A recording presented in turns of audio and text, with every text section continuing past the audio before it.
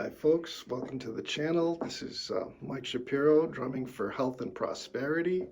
I teach at several locations all over the place, at mom and pop stores and Guitar Center, and also after school program at Lunenburg. And I just wanted to reach out to all my students and let them know, just as a reminder, for the grip and technique. It's kind of like one of the building blocks of drumming, and it's a very important part of how to get better. With that, I will kind of start.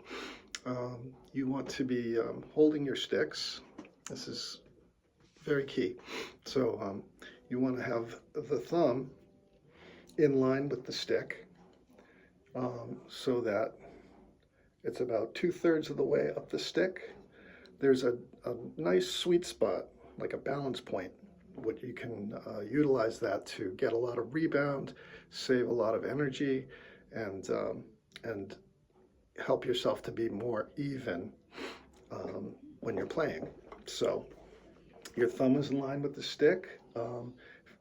Nova sticks are good to put your thumb over that. They're not the best sticks, but they work in a pinch. The Vic Firth sticks have a little flag, which is very useful because that's the perfect balance point to put your thumb over. And your first pointer finger should be on the opposite side of your thumb to create this little pinch point. Now you have these things all over your body. You have your wrist, you have your knuckles.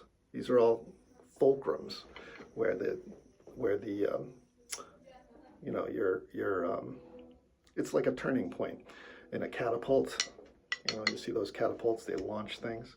Same thing here. You can kind of launch this stick by just dropping your wrist. It's a knocking on the door motion. Anyway, getting ahead of myself. Fingertips should go and always be in contact with the stick, and not the tips though, the pads of your fingertips. And just kind of gently hold this in your hand. You can kind of see where things line up. My first knuckle is on the opposite side of that thumb. So that creates a place for the stick to pivot through. Now your fingers are going to get in the way. So what you're doing here is, there's a couple of different strokes, but you want to set up so that your wrists are flat to the floor. I'm not really giving you a good example here, but I'll make another video. But the wrist should be flat to the floor, and you want to have kind of a nice pizza shape that's horizontal to the drum. You want to play a little off center of the drum, just about an inch or so off the center of the drum. It's just a little bit more resonant that way, and that's for concert drums, if you're playing in a concert band, or if you're playing drum set. If you're playing marching band, you want to be in the center of the drum. But it's important to try and hit in the same place each time. So if you have a pad, circle a pad, try and hit in that circle, like a 1-inch diameter circle, like about that big. Maybe a little bit bigger, but basically you want to be doing that. And your wrist is going to move. Your arms are not going to move. And what's going to happen is the stick is going to want to bounce back up after you stroke. So you want to let that happen. So when you're doing wrist strokes, I'll start with wrist strokes, the most easiest. And basically you're getting your fingers out of the way of that rebound by going with the rebound with your wrist. So if the stick, you want to be thinking, what happens after your stroke? So the stick should be coming right up, right after your stroke. So it's a quick kind of a stroke. Let's see if I can get a good picture of it. We got our hi-hat right here. So this is probably a good way to show this. So here's your ready position. My sticks are making a triangle kind of shape, and you can see my hands are flat to the floor. That's very important. If you twist it just a little bit, it's going to start to kind of slice. So you want this stick to go straight up and down, and that's the most optimal. You want to get that stick right off the surface that you're playing on. So if I'm up here about 6 inches, I want to get that right off the surface and go with that rebound so my fingers get out of the way, my wrist gets out of, my palm gets out of the way. My palm gets out of the way after that stroke, and my fingers get out of the way just by lifting my wrist quickly. So I want to practice that.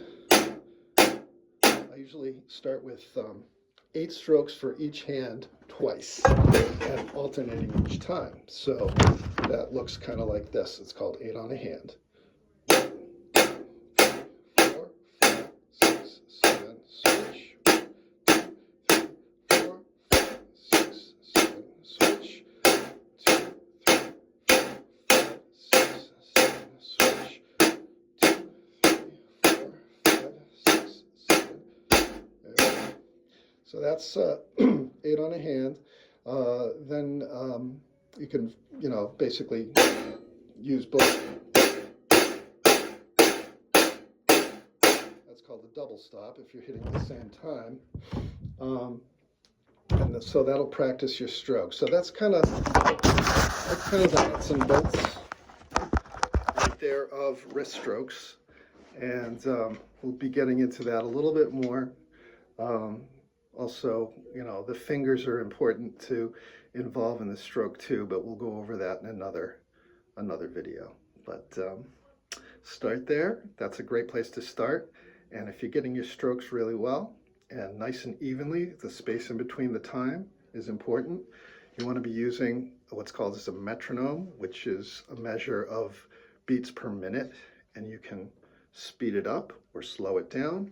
If you're doing 60 beats per minute, that's 1 second per stroke. So double that, and it's 120 beats per minute would be a stroke every half second, or a click every half second. So it doubles the speed.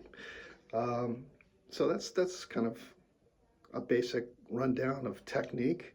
It's important to come back to this video every once in a while and just double check yourself to see if your wrists are flat to the floor, and that you're getting that straight stroke, not a slice, or, and if you're twisting your wrist, that's the wrong approach as well.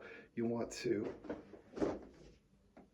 bend at the wrist and use your wrist to stroke. No arm, just wrist.